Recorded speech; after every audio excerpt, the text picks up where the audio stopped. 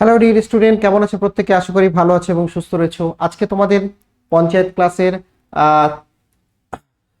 আরেকটা টপিক, আরেকটা practice set নিয়ে এসেছি এবং আমি তোমাদের বলেছিলাম আমি যদি কয়েকটা ক্লাস আরো পাই তাহলে তোমাদের পুরো সায়েন্সের যে টপিক সেগুলো একবার করে কভার করে দেওয়ার চেষ্টা করব।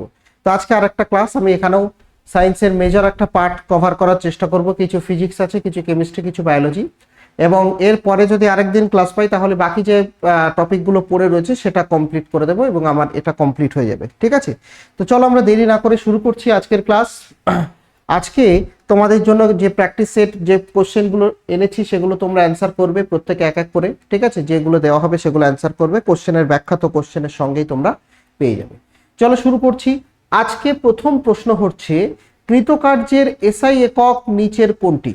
এখানে চারটি একক রয়েছে: জুল, নিউট্রন, ওয়াট, ডাইন। কৃতকার্যের এসআই একক কোনটি? বলো কোনটা হবে কৃতকার্য?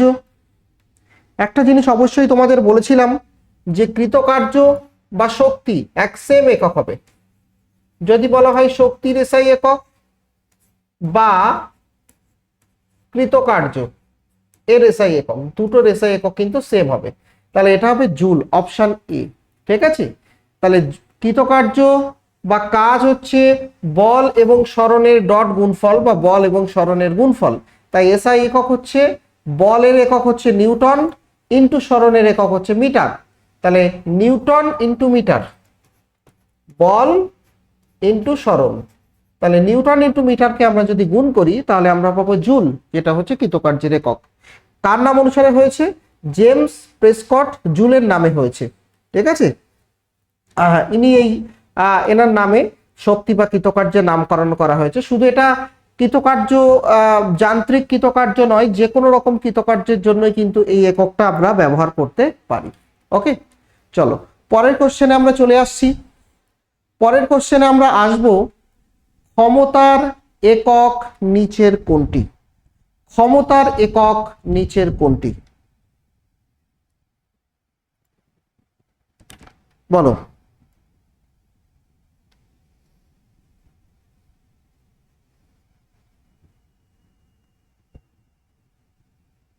ক্ষমতার একক নিচের কোনটি?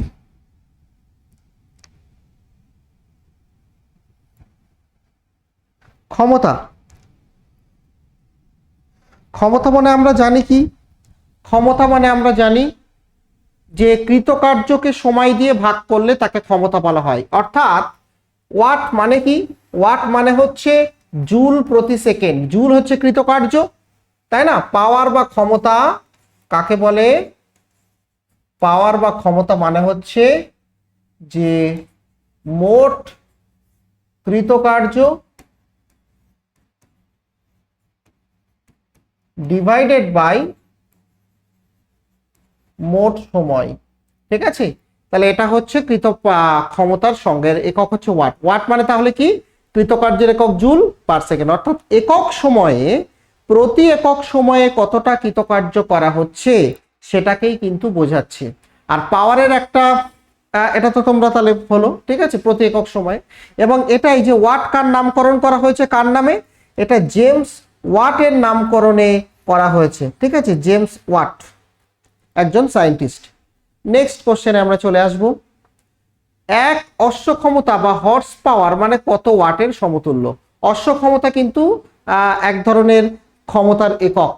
ঠিক আছে, বিশেষ করে এগুলো আগেকার যুগে ইঞ্জিনের ক্ষমতা বোঝানোর জন্য ব্যবহার করা হতো। ইঞ্জিন। ঠিক আছে, বলো কোনটা হবে সঠিক উত্তর এখানে?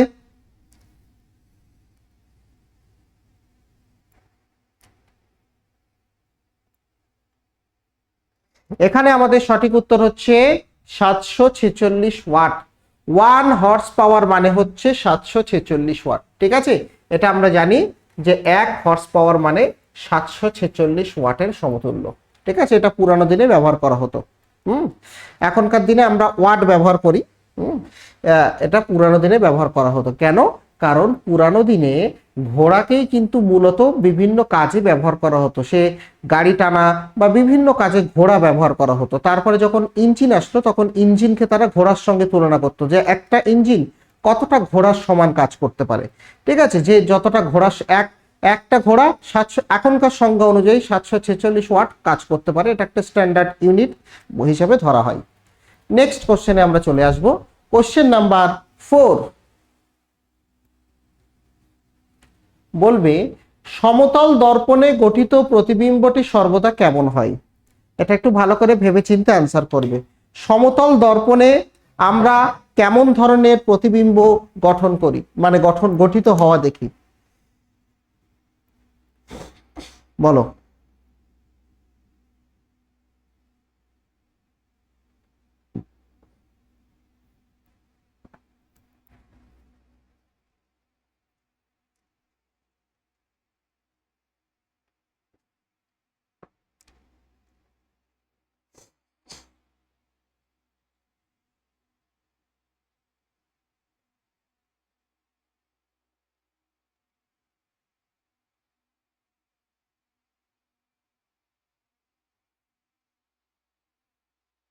বলো কোনটা হবে।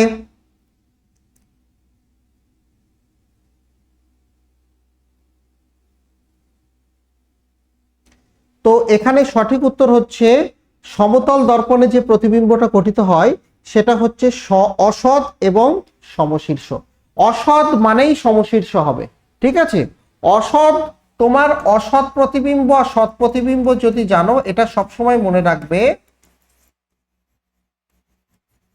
অসৎ মানেই সেটা সর্বদা সমশীর্ষ হবে, আর সৎ প্রতিবিম্ব সর্বদাই অবশীর্ষ হবে। এটা কখনো ব্যতিক্রম হবে না, মানে সৎ কখনো সমশীর্ষ হয় না, এটা দেখেই বলে দেওয়া যাবে ভুল। আর অসৎ কখনো অবশীর্ষ হয় না, এটা দেখেই বলা যাবে ভুল। তাহলে এই দুটো অপশনের মধ্যে তোমাকে বিবেচনা করতে হবে। সৎ কখনো সমশীর্ষ হয় না, সৎ সবসময় অবশীর্ষ হয়, অসৎ সবসময় সমশীর্ষ হয়। তাহলে এই দুটো অপশন প্রথমেই বাদ দিতে হবে।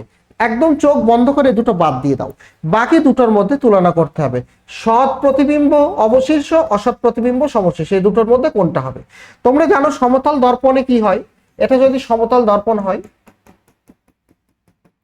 তোমরা যদি সামনে দাঁড়াও সমতল দর্পণের, তাহলে দর্পণের পিছনে তোমাদের একটা প্রতিবিম্ব তৈরি হয় একদম, তাই না?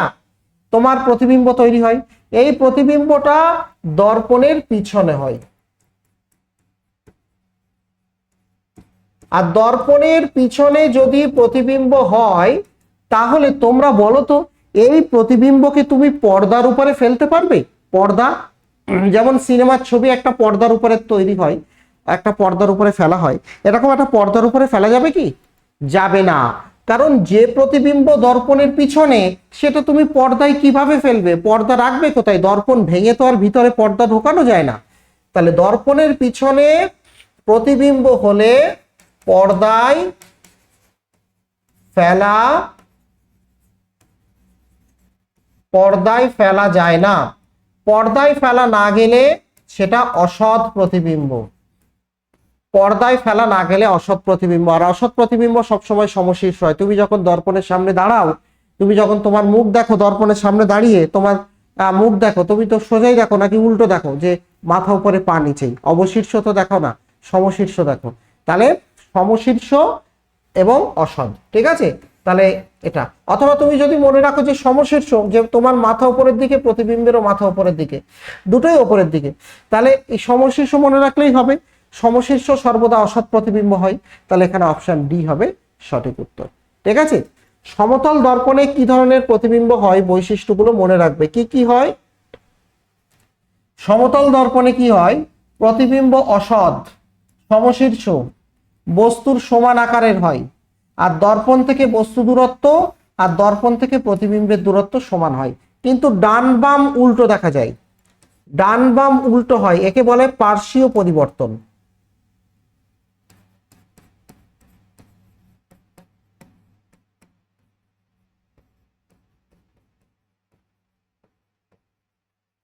একে কি বলা হয়? পার্শ্বীয় পরিবর্তন। বোঝা গেছে? সমতল দর্পণের গঠিত প্রতিবিম্বের বৈশিষ্ট্যগুলো মনে রাখবে। অসৎ, সমশীর্ষ, বস্তুর সমান আকার, বস্তু থেকে দর্পণের দূরত্ব যা হবে, দর্পণ থেকে পিছনে প্রতিবিম্বের দূরত্ব তাই হবে। মানে এই যে দূরত্বটা, এই দূরত্বটা যতটা হবে, এটা যদি 10 সেমি হয়, তাহলে দর্পণ থেকে প্রতিবিম্ব পিছনে 10 সেমি দূরত্বে তৈরি হবে।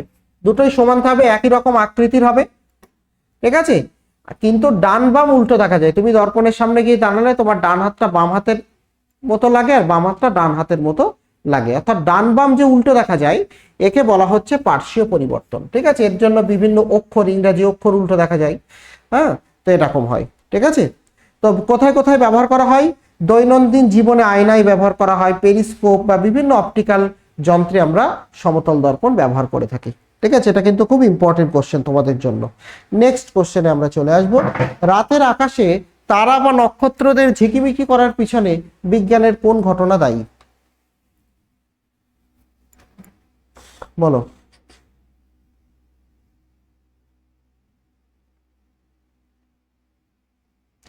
রাতের আকাশে তারাদের ঝিকিমিকি করার পিছনে বিজ্ঞানের কোন ঘটনা দায়ী?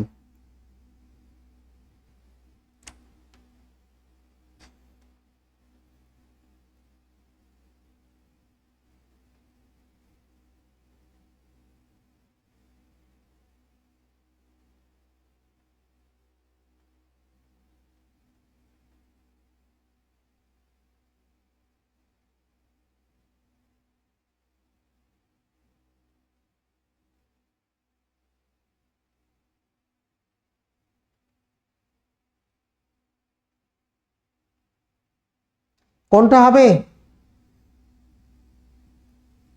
সঠিক উত্তর হচ্ছে রাতের আকাশে তারা বা নক্ষত্রদের যে ঝিকিমিকি করে এর পিছনে বিজ্ঞানের এই যে বায়ুমণ্ডলের মধ্য দিয়ে যখন আলো আসে তখন বায়ুমণ্ডলের বিভিন্ন স্তরের ঘনত্ব ক্রমাগত পরিবর্তন হয়। বায়ুমণ্ডলে তো বায়ু আছে, বায়ু এদিক ওদিক সরে যায়, ফলে বায়ুর ঘনত্ব পরিবর্তন হয়, তখন আলো গতিপথ সরে যায়, তখন ঝিকমিক করে আমাদের চোখে, সেটা দেখা যায়, ঠিক আছে। তারারা ঝিকমিক করে।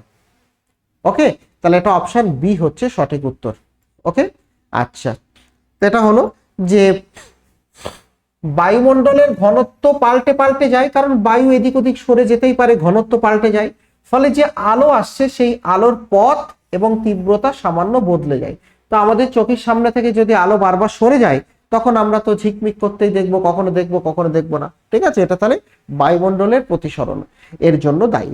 আর গ্রহরা ঝিকমিক করে না, কারণ গ্রহরা খুব কাছে থাকে নক্ষত্রের তুলনায়, ফলে তাদের আলোর তীব্রতা বেশি হয়, ফলে তাদের আলো অতটা ঝিকমিক বা অতটা তারতম্য আমাদের চোখে পড়ে না। যেহেতু নক্ষত্র অনেক দূর থেকে আসে নক্ষত্রের আলো এবং তাদের আলোর তীব্রতা অনেক কম হয়, দুর্বল পাতলা হয়, এই জন্য আমরা বেশি ঝিকমিক করতে দেখি।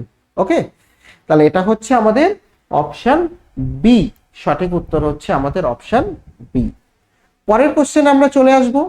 বলবে চোখের হ্রস্বদৃষ্টি জনিত ত্রুটি, শর্ট সাইট বা মায়োপিয়া নিচের কোন লেন্সটি ব্যবহার করে সংশোধন করা হয়? চোখের হ্রস্বদৃষ্টি বা মায়োপিয়া নিচের কোন লেন্সটি সংশোধন করা হয়?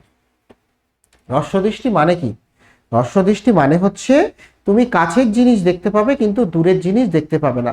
অনেক স্টুডেন্ট দেখবে যে যখন বেঞ্চে তারা বসে তখন পিছনের বেঞ্চের স্টুডেন্ট অনেকে এরকম হয় যে সামনে বোর্ডের লেখা দেখতে পায় না, কারণ তাতে দূরের জিনিস দেখতে সমস্যা হয়, কাছের জিনিস বই পড়তে পারে ঠিকঠাক, কোনো অসুবিধা হয় না। এই ত্রুটিকে বলা হচ্ছে হ্রস্বদৃষ্টি। এটা দূর করার জন্য অবতল লেন্সের চশমা ব্যবহার করা হয়। অবতল লেন্সের চশমার যে পাওয়ার হয় সেই পাওয়ার হচ্ছে নেগেটিভ পাওয়ার, এটা মনে রাখবে। অবতল লেন্সের পাওয়ার হয় নেগেটিভ, তাদের নেগেটিভ পাওয়ারের চশমা ব্যবহার করতে হয়, ঠিক আছে, এটা মনে রাখবে। যার চোখ যত বেশি দুর্বল তার পাওয়ার তত বেশি দিতে হয়। তাহলে এটা অপশন বি হচ্ছে আমাদের সঠিক উত্তর। ক্লিয়ার? পরের কোশ্চেন আমরা চলে আসব। বলবে ভারতীয় পদার্থবিদ স্যার সিভি রমন নিচের কোন বিষয়ে যুগান্তকারী আবিষ্কারের জন্য নোবেল পুরস্কারে ভূষিত ভারতীয় পদার্থবিদ স্যার সিভি রমন নিচের কোন বিষয়ে যুগান্তকারী গবেষণার জন্য নোবেল পুরস্কারে ভূষিত হয়েছেন?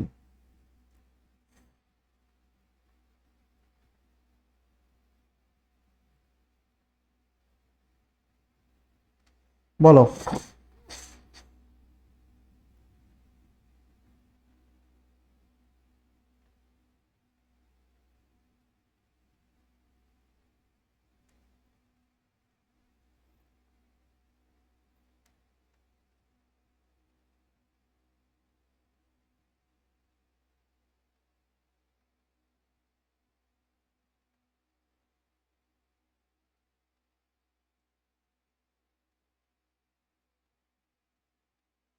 কোনটা হবে? এখানে সঠিক উত্তর হচ্ছে আলোর বিক্ষেপণ। স্যার সিভি রমন নোবেল পুরস্কার পেয়েছিলেন 1930 সালে। কিসের জন্য পেয়েছিলেন? তার যে আলোর বিক্ষেপণ সংক্রান্ত আবিষ্কার, সেই আবিষ্কারের নাম হচ্ছে রমন এফেক্ট বা রমন প্রভাব আবিষ্কারের জন্য তিনি 1930 সালে নোবেল পুরস্কার পেয়েছেন। এবং এটা আলোর বিক্ষেপণ এবং কোয়ান্টাম মেকানিক্সের সঙ্গে জড়িত। যে আলো যখন মাধ্যমের মধ্য দিয়ে যাবে তখন মাধ্যমের অণুগুলো কেমন আচরণ করবে সেটা নিয়েই কিন্তু এই গবেষণা। ঠিক আছে?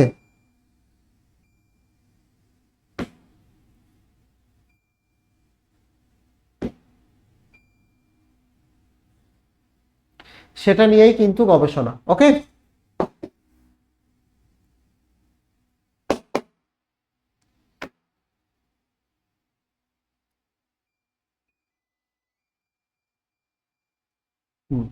সেটা নিয়েই গবেষণা। তাহলে অপশন এ হচ্ছে সঠিক উত্তর, আলোর বিক্ষেপণ। নেক্সট কোশ্চেনে আমরা চলে আসব। কোশ্চেন নাম্বার 8, বায়ুমণ্ডলে শব্দের তীব্রতা বা প্রাবল্য পরিমাপ করার জন্যে কোন বিশেষ বৈজ্ঞানিক যন্ত্র ব্যবহার করা হয়? বায়ুমণ্ডলের শব্দের তীব্রতা মাপার জন্যে কোন বিশেষ বৈজ্ঞানিক যন্ত্র ব্যবহার করা হয়?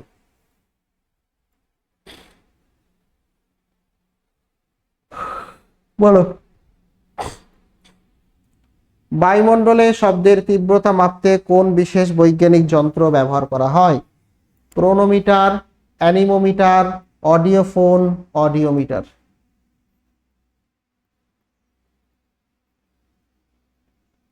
এটা তোমরা নিজেরা একটু অপশন যদি অ্যানালাইসিস করো তোমরা নিজেরাই এটা অ্যান্সার করতে পারবে। ঠিক আছে, দেখো অডিও শব্দের অর্থ হচ্ছে, অডিওর অর্থ হচ্ছে শব্দ, তাহলে শব্দ মাপার যন্ত্র হচ্ছে অডিওমিটার। অপশন ডি হবে সঠিক উত্তর। তোমরা পড়ো না অডিও ভিডিও, অডিও মানে শব্দ। ঠিক আছে, তাহলে শব্দের তীব্রতা মাপতে আমরা কিন্তু অডিওমিটার ব্যবহার করি। আর শব্দের তীব্রতা মাপার একক কি? একক হচ্ছে ডেসিবেল। ডেসিবেল এককে কিন্তু শব্দের তীব্রতা মাপা হয়, এটা মনে রাখবে। এটা কিন্তু ইম্পর্টেন্ট তথ্য যে ডেসিবেল এককে শব্দের তীব্রতা মাপা হয় এবং অডিওমিটার ব্যবহার করা হয়। ঠিক আছে, নেক্সট কোশ্চেনে আমরা চলে আসব। পরের কোশ্চেনে বলবে যে সাধারণ বায়ুমণ্ডলে সঞ্চারিত শব্দ তরঙ্গ মূলত কি প্রকৃতির হয়ে থাকে? মানে নরমাল শব্দ তরঙ্গ কেমন প্রকৃতির হয়? শব্দ তরঙ্গের প্রকৃতি কি হয় বলো।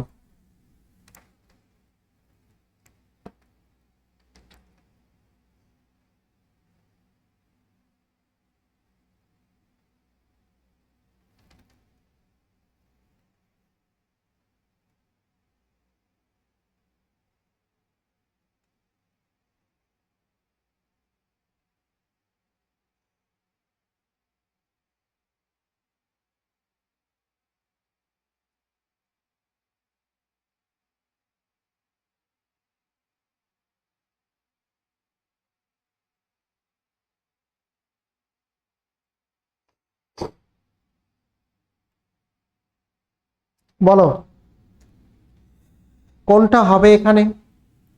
শব্দ তরঙ্গের প্রকৃতি হচ্ছে অনুদৈর্ঘ্য তরঙ্গ। ঠিক আছে, তির্যক তরঙ্গ হচ্ছে জলের ঢেউ, তারের কম্পন, এরা হচ্ছে তির্যক তরঙ্গ। আর তড়িৎ চুম্বকীয় তরঙ্গ তো আলো। হ্যাঁ, তাহলে এটা হলো, তাহলে এটা মনে রাখবে তির্যক তরঙ্গ কাকে বলে। কারণ যে তরঙ্গ মাধ্যমের মধ্য দিয়ে সামনের দিকে যায় কিন্তু মাধ্যমের যে কণাগুলো মাধ্যমের কণাগুলো আলোর গতির দিকেই কম্পিত হয়, আলোর বলছি তরঙ্গের গতির দিকে। তরঙ্গ যেদিকে যাবে মাধ্যমের কণাগুলো সেদিকেই কম্পিত হবে, তাকে বলা হবে অনুদৈর্ঘ্য তরঙ্গ। ঠিক আছে। আর শব্দ সম্পর্কে আরেকটা তথ্য, এটা তোমরা জানো, আবারও জেনে রাখো, শব্দ কিন্তু শূন্য স্থানে চলতে পারে না। শব্দ শূন্য মাধ্যমে চলতে পারে না। শব্দের যাতায়াতের জন্য কি দরকার? শব্দের যাতায়াতের জন্য মাধ্যম প্রয়োজন। মাধ্যম ছাড়া কিন্তু শব্দ চলতে পারে না। আর বিভিন্ন মাধ্যমে শব্দের বেগ বিভিন্ন রকম। ঠিক আছে। শব্দের বেগ সব থেকে বেশি হয় কঠিন মাধ্যমে, তারপরে তরল, তারপরে গ্যাস। ঠিক আছে। শব্দের বেগ সব থেকে বেশি সলিড বা কঠিন, সলিড, তারপরে লিকুইড বা তরল, তারপরে গ্যাস। গ্যাসীয় মাধ্যমে শব্দের বেগ সব থেকে কম, আর সলিডে শব্দের বেগ সব থেকে বেশি। তাহলে অপশন বি হচ্ছে এখানে সঠিক উত্তর। নেক্সট কোশ্চেনে আমরা চলে আসব। বলবে নিচের কোন মাধ্যমের মধ্য দিয়ে শব্দের বেগ বা গতিবেগ সর্বাধিক পরিলক্ষিত হয়? এটা একটু আগেই বলে দিয়েছি, এটা একটু আগেই বলা হয়েছে। বলো, এই প্রশ্নগুলো অ্যান্সার করতে হবে। এগুলো কিন্তু সোজা প্রশ্ন এবং এগুলো কিন্তু পরীক্ষায় আসে। তাহলে সঠিক উত্তর হচ্ছে কঠিন মাধ্যম। সব থেকে বেশি হচ্ছে কঠিন মাধ্যম। ঠিক আছে। মাধ্যম যত ঘন হবে এবং স্থিতিস্থাপক মাধ্যম হবে তত শব্দের গতিবেগ বাড়বে। যেমন ইস্পাত বা লোহার মধ্যে শব্দের বেগ সব থেকে বেশি। ঠিক আছে। আর স্থিতিস্থাপকতা যত কমবে, ঘনত্ব যত কমবে, শব্দের বেগ তত কমবে। ক্লিয়ার? তো এই জায়গাগুলো কিন্তু খেয়াল রাখবে। এই ছোট ছোট জায়গাগুলো থেকে কিন্তু প্রশ্ন আসতে পারে। তোমাদের মধ্যে যারা পঞ্চায়েত পরীক্ষার প্রস্তুতি নিচ্ছ তাদের জন্য নতুন ব্যাচ লঞ্চ করা হয়েছে, গ্রাম পঞ্চায়েত 2026। এই ব্যাচে কারা জয়েন হবে? যারা একদম থিওরি থেকে শুরু করতে চাও, একদম বেসিক যে থিওরি, সেই বেসিক থিওরি থেকে তোমাদের এখানে কিন্তু পড়ানো হবে। বোঝা গেছে? একদম বেসিক থিওরি, বেসিক জায়গা থেকে তোমাদের কিন্তু কভার করানো হবে। আর বেসিক জায়গা মানে বেসিক থিওরি পড়ানোর পাশাপাশি তোমাদের প্রিভিয়াস ইয়ারের যে বিভিন্ন প্রশ্ন সেগুলো করানো হবে, পিওয়াইকিউস প্রশ্ন করানো হবে। তো যারা একদম শূন্য থেকে প্রিপারেশন শুরু করতে চাও তারা অবশ্যই এই ব্যাচে ভর্তি হবে। তোমাদের উপকার হবে আপকামিং এক্সামের জন্য। এখনো ক্লাস শুরু হয়নি, ক্লাসটা কিন্তু আগামী মাসের 1 তারিখ থেকে শুরু হবে। সুতরাং তার আগেই তোমরা ভর্তি হওয়ার চেষ্টা করবে।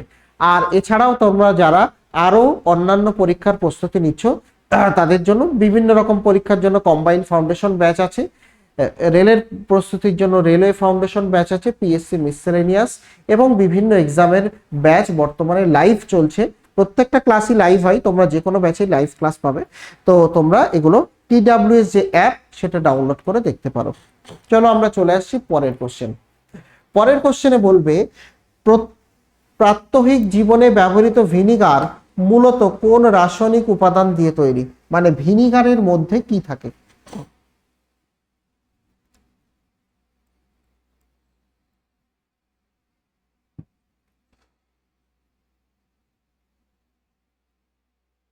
বলো।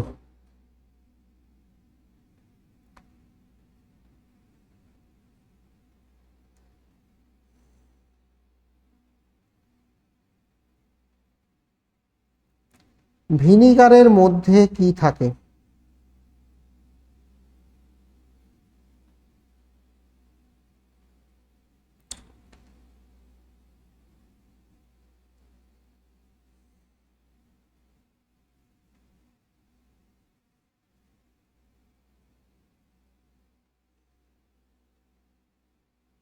কোনটা হবে সঠিক উত্তর? ভিনিগারের মধ্যে মূলত থাকে অ্যাসিটিক অ্যাসিড। ভিনিগারের মধ্যে পুরোটাই অ্যাসিটিক অ্যাসিড থাকে না, মোটামুটি তোমার 10 থেকে 25% বিভিন্ন রকম তীব্রতার হয়। মূলত লঘু অ্যাসিটিক অ্যাসিড থাকে, বাকিটা জল থাকে। ঠিক আছে। অ্যাসিটিক অ্যাসিড, বাকিটা জল থাকে। তাহলে অ্যাসিটিক অ্যাসিড যার সংকেত কি? অ্যাসিটিক অ্যাসিডের সংকেত হচ্ছে CH3COOH। ঠিক আছে। অ্যাসিটিক অ্যাসিড থাকে ভিনিগারের মধ্যে। এটা হচ্ছে ভিনিগারের প্রধান উপাদান। ঠিক আছে। এটা জলীয় দ্রবণে থাকে, খাদ্যের টক স্বাদ তৈরি করে এবং খাদ্যকে সংরক্ষণ করতেও কিন্তু আমরা অ্যাসিটিক অ্যাসিড ব্যবহার করি, খাদ্য সংরক্ষণ করতে। ঠিক আছে। আর অ্যাসিটিক অ্যাসিড তৈরি করা হয় কোথা থেকে? ইথানল থেকে। অ্যাসিটিক অ্যাসিড তৈরি করা হয় ফার্মেন্টেশন বা গাজন প্রক্রিয়ার মাধ্যমে। বিভিন্ন কাজে কিন্তু আমরা ব্যবহার করি। ওকে, অপশন এ হচ্ছে সঠিক উত্তর। নেক্সট, গৃহস্থালির পরিচ্ছন্নতার কাজে ব্যবহৃত মিউরিয়েটিক অ্যাসিড আসলে কোন যৌগের লঘু রূপ? মিউরিয়েটিক অ্যাসিড কোন যৌগের লঘু রূপ? Acetic acid, hydrochloric acid, sulphuric acid, nitric acid? বলো। গৃহস্থলীর পরিচ্ছন্নতার কাজে ব্যবহৃত মিউরিয়েটিক অ্যাসিড আসলে নিচের কোন যৌগের লঘু রূপ?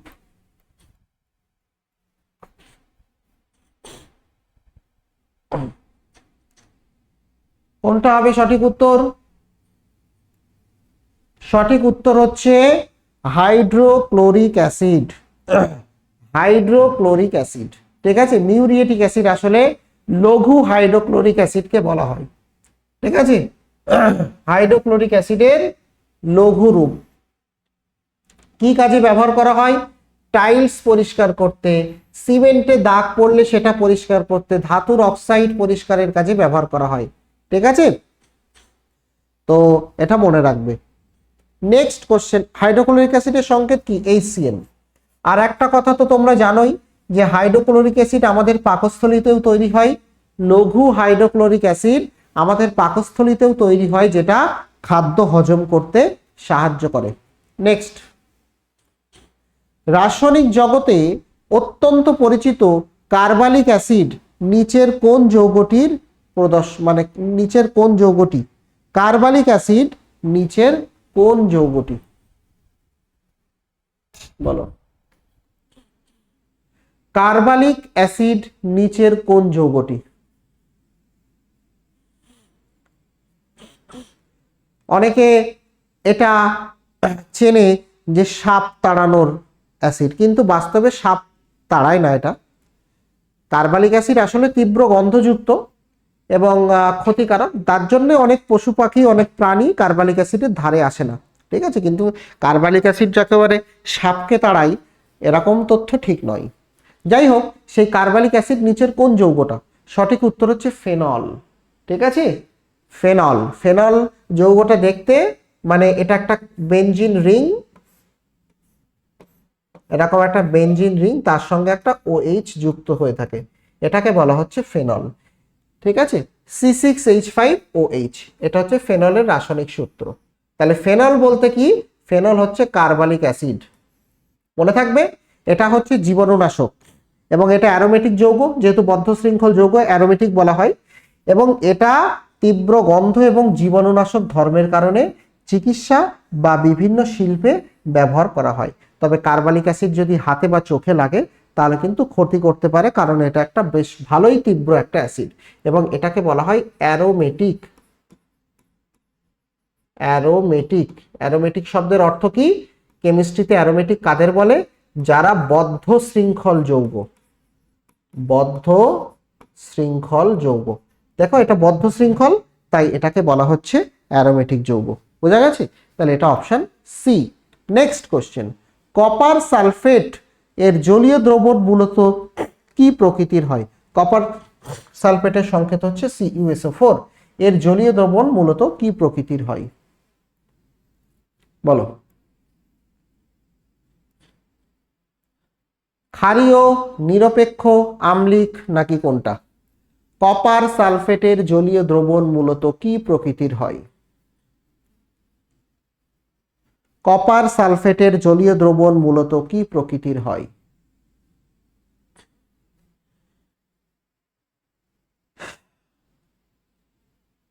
কপার সালফেটের জলীয় দ্রবণ জলে দ্রবীভূত হয়ে কি হয়?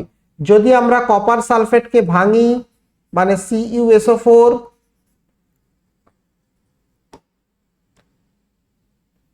আমরা যদি কপার সালফেটকে ভাঙি CuSO4, এটা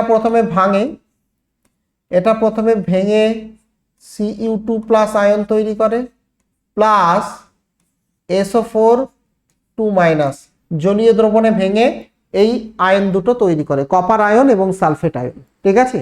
এবারে কি হয়, এই কপার আয়ন যখন জলীয় দ্রবণের মধ্যে বিয়োজিত হয় তখন এই আয়নটা জলকে ভাঙতে পারে এবং জল এখান থেকে ভেঙে H+ আয়ন তৈরি হয়। ঠিক আছে, তো H+ আয়ন তৈরি করে, যার ফলে জলের অ্যাসিডিটি বাড়ে, আম্লিকতা বাড়ে।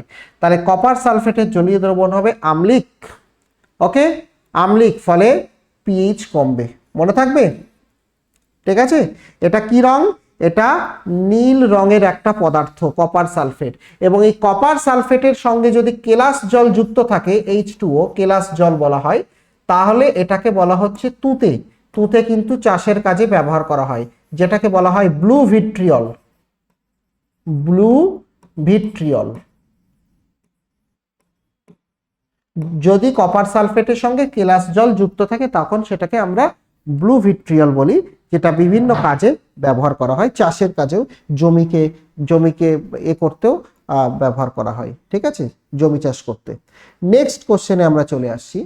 বলবে একজন সুস্থ স্বাভাবিক প্রাপ্তবয়স্ক মানুষের রক্তের পিএইচ কত? একজন সুস্থ স্বাভাবিক এবং প্রাপ্তবয়স্ক মানুষের রক্তে পিএইচ কত হয়?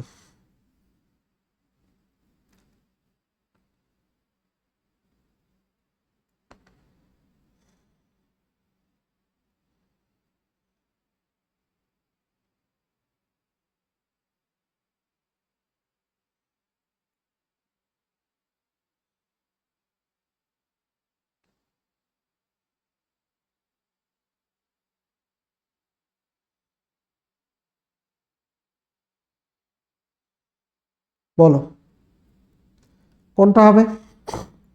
সঠিক উত্তর হচ্ছে অপশন এ, 7.4। মানুষের রক্তের পিএইচ হচ্ছে, অ্যাভারেজ পিএইচ হচ্ছে 7.4। তোমরা জানো যে 7 পিএইচ এর মান যদি 7 হয় তখন সেটাকে বলা হয় নিরপেক্ষ, অ্যাসিডও নয় ক্ষারও নয়। ঠিক আছে, পিএইচ এর মান যদি 7-এর বেশি যদি হয় তাহলে সেটাকে বলা হয় ক্ষারীয়, আর পিএইচ এর মান যদি 7-এর কম হয় তাহলে সেটাকে বলা হয় আম্লিক। তো মানুষের রক্তের পিএইচ 7.4 মানে 7-এর থেকে সামান্য বেশি, তাহলে মানুষের রক্ত সামান্য ক্ষারীয়। তাহলে মানুষের রক্তকে আমরা কি বলি? সামান্য ক্ষারীয়। ঠিক আছে, অ্যাকচুয়ালি মানুষের রক্তের রেঞ্জ হচ্ছে, পিএইচ এর রেঞ্জ হচ্ছে 7.35 থেকে 7.45, এই রেঞ্জের মধ্যে থাকে। অ্যাভারেজে বলা হয়, এটাকে গড় যদি আমরা করি, অ্যাভারেজ আমরা বলি 7.4। ঠিক আছে, কিন্তু 7.4ই যে এক্স্যাক্ট থাকবে তা নয়, 7.35 থেকে 4-5-এর মধ্যে থাকে। ঠিক আছে, এই এই এরকম পিএইচ থাকার জন্যই আমাদের শরীরে যত হরমোন আছে, উৎসেচক আছে, সেগুলো ভালোভাবে কাজ করতে পারে। পরের কোশ্চেনে আমরা চলে আসব। নিরাপদ এবং গুণমান সম্পন্ন পানীয় জলের স্বাভাবিক পিএইচ সাধারণত কোন সীমার মধ্যে থাকা বাঞ্ছনীয়? মানে পানীয় জলের পিএইচ কত থাকলে সেটা ভালো হয়?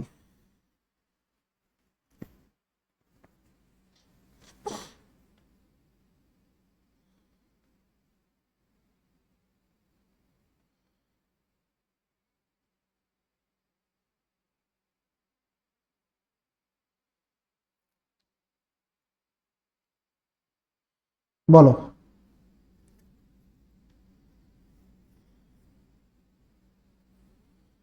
কোনটা হবে?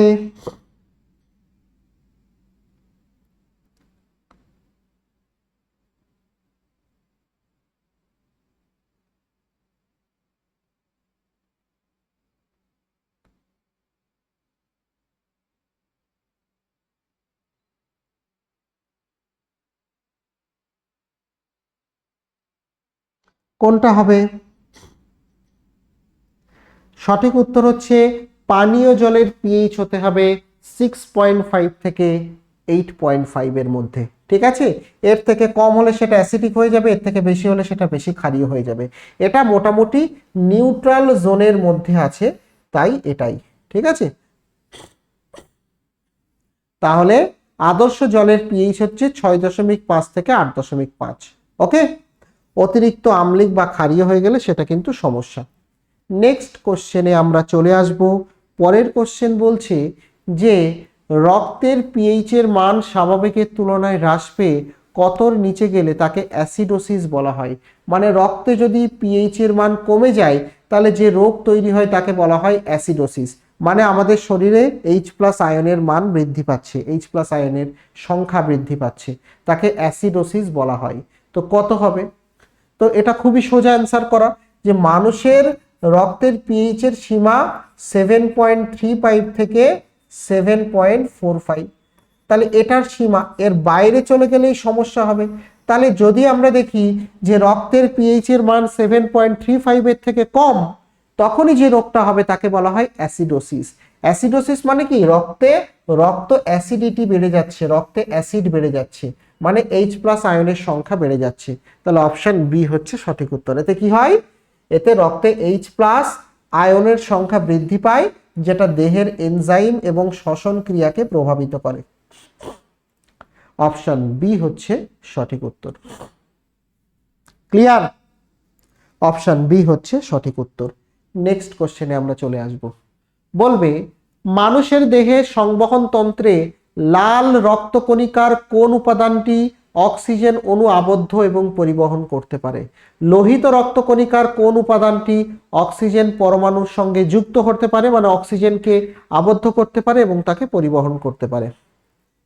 এটা তো খুব সোজা অ্যান্সার, মানে সোজা কোশ্চেন, এবং তার অ্যান্সারটাও খুব সোজা। কোনটা হবে?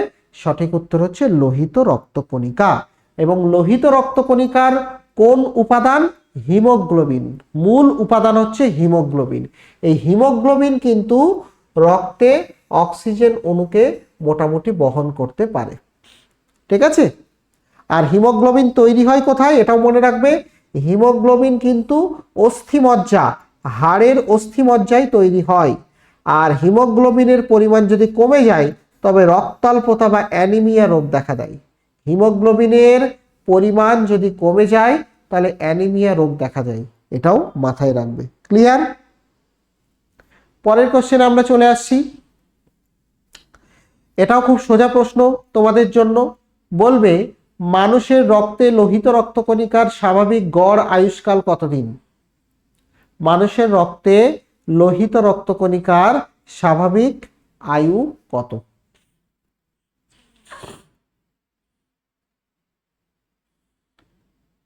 কোনটা হবে? সঠিক উত্তর হচ্ছে 120 দিন।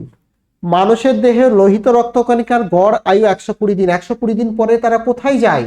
120 দিন শেষ হয়ে গেলে তারা যকৃৎ এবং প্লীহাতে গিয়ে ভেঙে যায়। ঠিক আছে? যকৃৎ এবং প্লীহাতে ভেঙে যায়, আবার অস্থিমজ্জা থেকে নতুন নতুন আরবিসি বা লোহিত রক্তকণিকা তৈরি হয়। এই যকৃৎ এবং প্লীহা, এদেরকে বলা হয় রক্তের সমাধিস্থল। রক্তের সমাধিস্থল। ঠিক আছে? যকৃৎ এবং প্লীহাকে বলা হচ্ছে। তাহলে এটা অপশন বি, কারণ এখানে লোহিত রক্তকণিকা যেহেতু ভাঙছে, ধ্বংস হচ্ছে, তাইকে বলা হচ্ছে রক্তের সমাধিস্থল। ওকে, নেক্সট কোশ্চেন।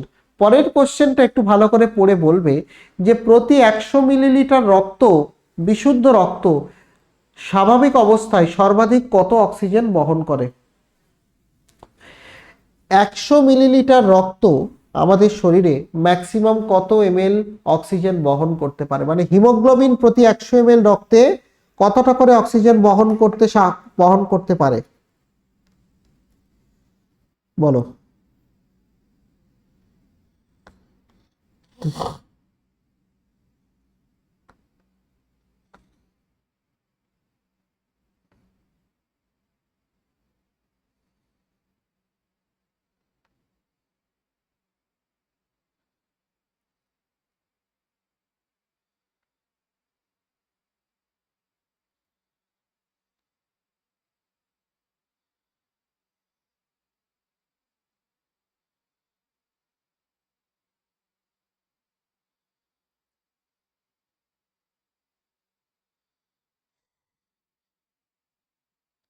কোনটা হবে?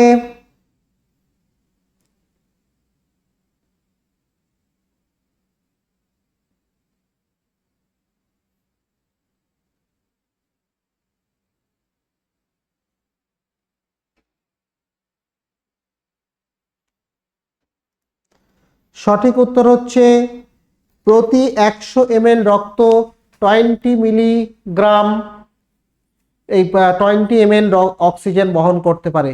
100 মিলিলিটার রক্তে 20 মিলিলিটার অক্সিজেন বহন থাকে, ঠিক আছে, কারণ হিমোগ্লোবিন অতটাই বহন করতে পারে। ক্লিয়ার? তাহলে এটা অপশন সি হচ্ছে সঠিক উত্তর। নেক্সট কোশ্চেন বলবে, রক্তে উপস্থিত অক্সিজেন বহনকারী অত্যন্ত গুরুত্বপূর্ণ রঞ্জক হিমোগ্লোবিনের কেন্দ্রস্থলে কোন ধাতব আয়নটা যুক্ত থাকে? বলো, এটা তো তোমরা পারবে। কোন ধাতব আয়ন হিমোগ্লোবিনের সঙ্গে যুক্ত হয়? কোন ধাতব আয়ন হিমোগ্লোবিনের সঙ্গে যুক্ত হয়?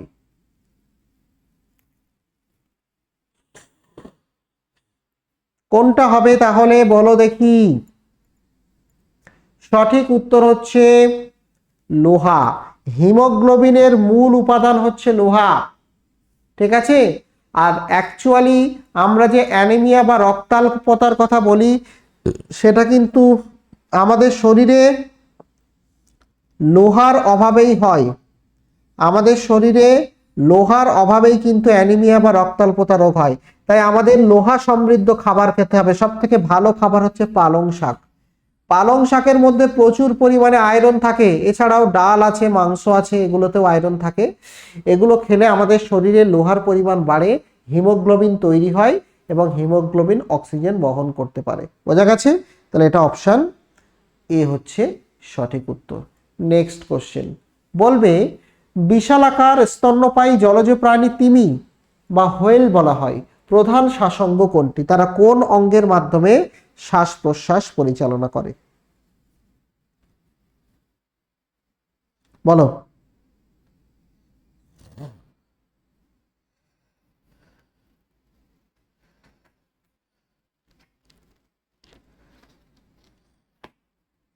কোনটা হবে?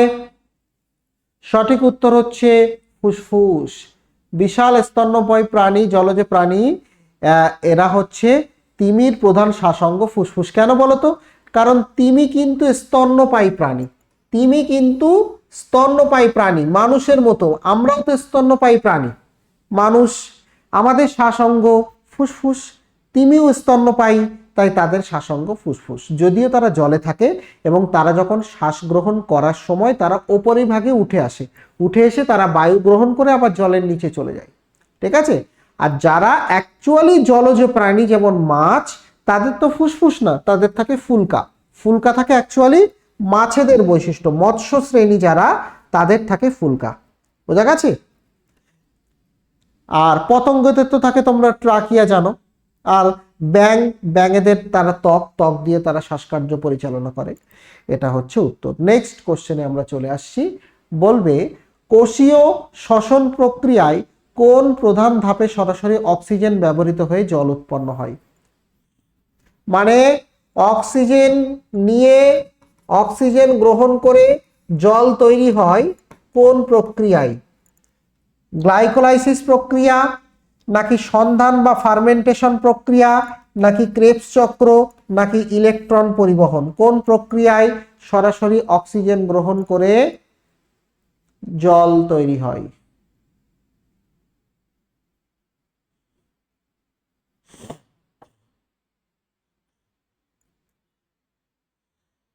বলো, কোনটা হবে এটা? এখানে সঠিক উত্তর হচ্ছে ইলেকট্রন পরিবহন। অক্সিজেন গ্রহণ করে জল তৈরি হয়, এটা হচ্ছে ইলেকট্রন পরিবহন চক্র। মনে থাকবে যে ইলেকট্রন পরিবহন চক্র কোথায় ঘটে? এটা এটা কিন্তু মাইটোকন্ড্রিয়াতে ঘটে। মাইটোকন্ড্রিয়ার আভ্যন্তরীণ ঝিল্লিতে বা ভিতরের, মাইটোকন্ড্রিয়ার ভিতরের ঝিল্লি বা পর্দায় কিন্তু এটা ঘটে, ইলেকট্রন পরিবহন চক্র। এখানেই কিন্তু অক্সিজেন ব্যবহার হয় এবং জল তৈরি হয়। ওকে, পরের কোশ্চেন বলবে, দীর্ঘ সময় অতিরিক্ত পরিশ্রমের ফলে মানুষের কঙ্কাল পেশিতে কোন অম্ল সঞ্চিত হওয়ার কারণে পেশি অবসাদ বা পেশির ক্লান্তি দেখা দেয়?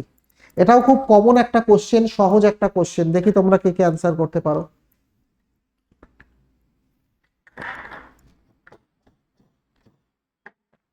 বলো। দীর্ঘ সময় অতিরিক্ত পরিশ্রমের ফলে মানুষের কঙ্কাল পেশিতে কোন ধরনের পেশি অবসাদ দেখা যায়?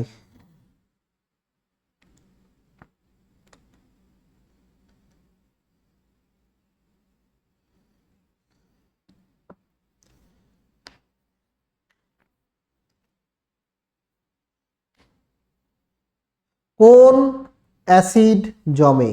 তো সঠিক উত্তর হচ্ছে ল্যাকটিক অ্যাসিড জমে। যখন আমরা দীর্ঘ সময় পরিশ্রম করি তখন আমাদের শরীরে কিন্তু অক্সিজেনের অভাব দেখা দেয়। আর অক্সিজেনের অভাব যদি দেখা দেয়, অক্সিজেনের অভাব হলে সেখানে শুরু হয় অবাত শোষণ বা অ্যানঅ্যারোবিক শোষণ, বা এটাকে বাংলায় বলা হয় অবাত। দু রকমের শোষণ হয়, একটা হচ্ছে সবাত আর একটা হচ্ছে অবাত। সবাত শোষণে অক্সিজেন থাকে আর অবাত শোষণ অক্সিজেনের অভাবে হয়। অক্সিজেনের অভাবে যখনই হবে এটা, তখনই সেখানে ল্যাকটিক অ্যাসিড তৈরি হবে। আর ল্যাকটিক অ্যাসিড তৈরি হলে পেশির পিএইচ কমে যায়, অম্লত্ব বেড়ে যায়, ফলে পেশির ক্লান্তি দেখা দেয়। তখন কি করতে হয়? আমাদের কিছুক্ষণ বিশ্রাম নিতে হয়, একটু শ্বাস প্রশ্বাস জোরে জোরে নিলে ল্যাকটিক অ্যাসিড আস্তে আস্তে দূরীভূত হয়ে যায়, কারণ অক্সিজেনের পরিমাণ আবার বেড়ে যায়, সবাত শোষণ শুরু হয়, তখন ল্যাকটিক অ্যাসিড আবার অপসারিত হয়, তখন আমাদের পেশির ক্লান্তি দূর হয়। ঠিক আছে, তাহলে অপশন সি হচ্ছে সঠিক উত্তর। নেক্সট কোশ্চেন, উদ্ভিদের সালোক সংশ্লেষের জন্য প্রয়োজনীয় সবুজ রঞ্জক ক্লোরোফিলের অণুতে কোন ধাতব উপাদানটি কেন্দ্রীয় পরমাণু হিসেবে থাকে? বলো, কোন ধাতব উপাদানটি কেন্দ্রীয় পরমাণু হিসেবে আমরা ক্লোরোফিলের মধ্যে দেখতে পাই? কোন ধাতব উপাদানটি কেন্দ্রীয় পরমাণু হিসেবে আমরা ক্লোরোফিলের মধ্যে দেখতে পাই? কোনটা হবে সঠিক উত্তর?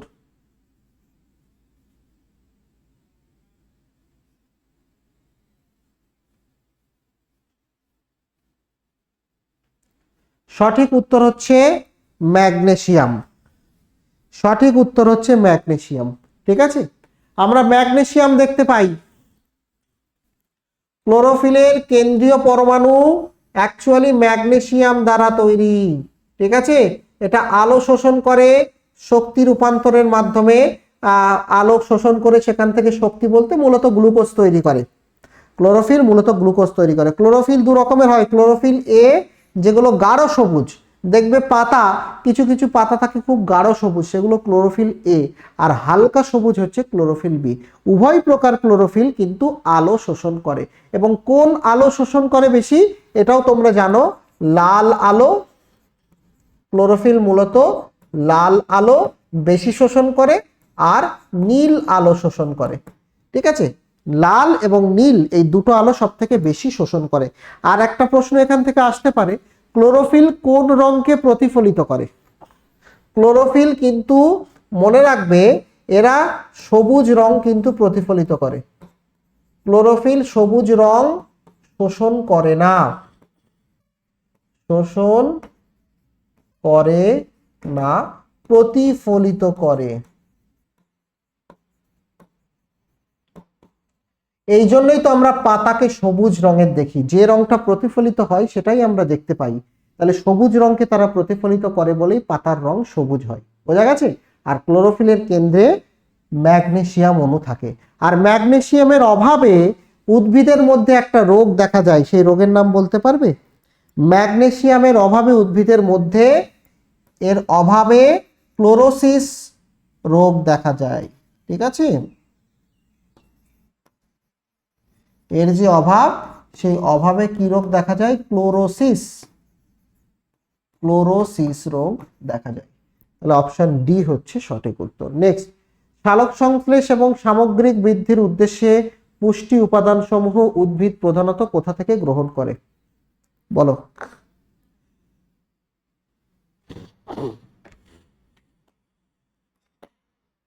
উদ্ভিদের মূলত পুষ্টি কোথা থেকে সরবরাহ করা হয়?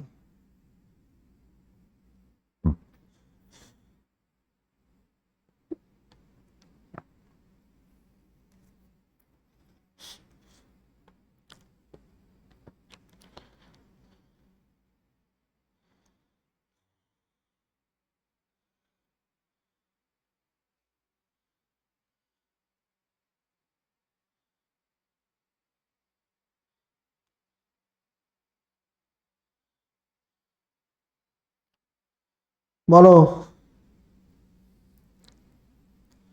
উদ্ভিদের পুষ্টি মূলত কোথা থেকে সরবরাহ করা হয়?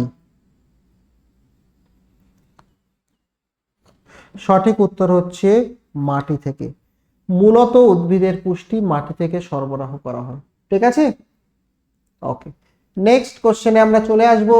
বলবে বায়ুমণ্ডলের কোন প্রধান রাসায়নিক দূষকটি সালোক সংশ্লেষের আলোক দশার হিল বিক্রিয়াকে কমিয়ে দেয় বা অবদমিত করে?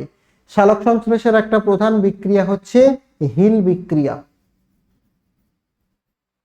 ঠিক আছে, তো হিল বিক্রিয়াকে বা সালোক সংশ্লেষকে বাধা দেয়, সোজা কথায় বলতে গেলে সালোক সংশ্লেষকে বাধা দেয় এরকম যৌগের নাম বলো।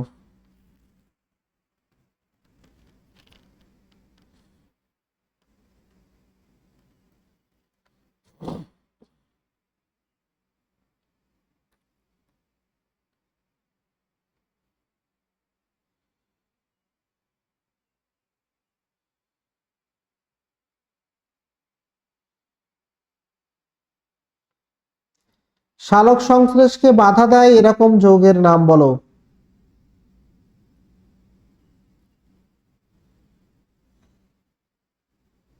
কোনটা হবে সঠিক উত্তর? সঠিক উত্তর হচ্ছে PAN, পারক্সি অ্যাসিটাইল নাইট্রেট। প্যান সালোক সংশ্লেষকে বাধা দেয়। বোঝা গেছে? প্যান হচ্ছে একটা ফটোকেমিক্যাল দূষক, আলোক রাসায়নিক ধোঁয়াশা সৃষ্টি করে। ঠিক আছে, প্যানের পুরো কথা হচ্ছে পারক্সি অ্যাসিটাইল নাইট্রেট, আলোক রাসায়নিক ধোঁয়াশা সৃষ্টি করে যেটা সালোক সংশ্লেষকে বাধা দেয়। এবং প্যানের প্রভাবে উদ্ভিদের পাতায় দাগ হয়, উদ্ভিদের পাতা ক্ষয়ে যায়। ঠিক আছে, মূলত শহরাঞ্চলে এই ধরনের দূষণ দেখা যায়। এই জন্য দেখবে শহর অঞ্চলে উদ্ভিদের গাছের পাতাগুলো অতটা উজ্জ্বল হয় না। নেক্সট কোশ্চেন বলবে একটি পরিবাহীর মধ্য দিয়ে প্রবাহিত তড়িতের বাধার পরিমাণ রোধের এসআই একক কোনটি? যখন একটা তারের মধ্য দিয়ে কারেন্ট যায়, সেই তারকে কি করে বাধা দেয়, ওই উপাদান কারেন্টকে বাধা দেয়। তো এই বাধা দেওয়াকে কি বলা হয়? বাধা দেওয়াকে কি বলা হয়? সঠিক উত্তর হচ্ছে বাধার যে পরিমাণ, ইলেকট্রিক্যাল রেজিস্ট্যান্স। ঠিক আছে, ও এটা হচ্ছে, এখানে একটা একক দেওয়া যায় ওহম মিটার। অ্যাকচুয়ালি কোশ্চেনটা ভুল আছে, ইলেকট্রিক্যাল রেজিস্ট্যান্স হচ্ছে ওহম, রোধের একক হচ্ছে ওহম। ঠিক আছে, রোধকে আমরা আর দিয়ে লিখি, রোধের একক হচ্ছে ওহম। আর রোধাঙ্ক যেটা, এটাও রোধের মতোই, রোধাঙ্ক মানেও রোধ, কিন্তু একক দৈর্ঘ্য আর একক প্রস্থচ্ছেদের রোধ। ঠিক আছে, তো এখানে অপশন হিসেবে ওহম মিটার, রোধাঙ্ক এটাকে আমরা রো দিয়ে বোঝাই, রোধের একক হচ্ছে ওহম ইন্টু মিটার। তাহলে এখানে অপশন অনুযায়ী অপশন ডি দিতে হবে। ঠিক আছে, রোধ কিসের কিসের উপর নির্ভর করে? রোধ নির্ভর করে পরিবাহীর দৈর্ঘ্য, প্রস্থচ্ছেদ এবং পদার্থের প্রকৃতি আর উষ্ণতা। আর রোধাঙ্ক হচ্ছে পদার্থের নিজস্ব ধর্ম, যেটা শুধুমাত্র টেম্পারেচারের উপরে নির্ভর করে। নেক্সট কোশ্চেনে আমরা চলে আসব। বলবে আমাদের বাড়িতে সাধারণ বৈদ্যুতিক তারের সংযোগগুলি, ডোমেস্টিক্যাল ইলেকট্রিক ওয়্যারিং, এগুলো মূলত কোন সমবায়ে যুক্ত করা থাকে? শ্রেণী, সমান্তরাল, নাকি উভয়, নাকি কোনোটাই নয়? আমাদের বাড়িতে বৈদ্যুতিক তারের সংযোগগুলি সাধারণত কোন সমবায়ে যুক্ত করা হয়?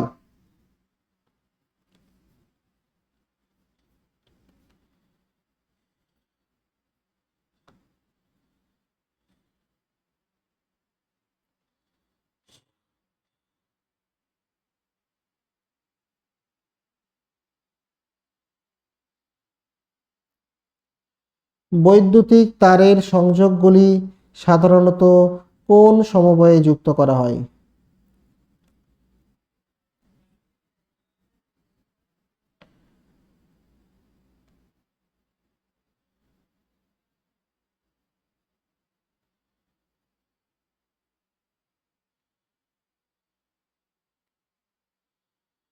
কোনটা হবে?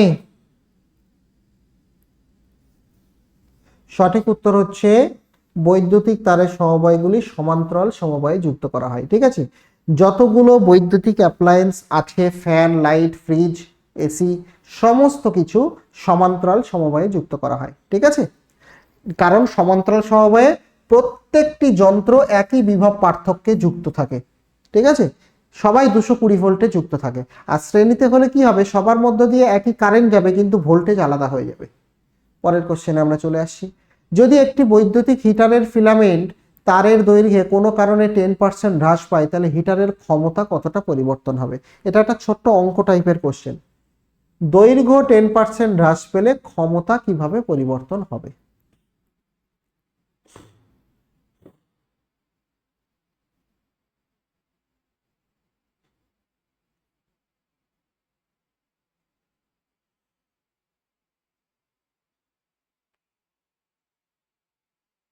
বলো।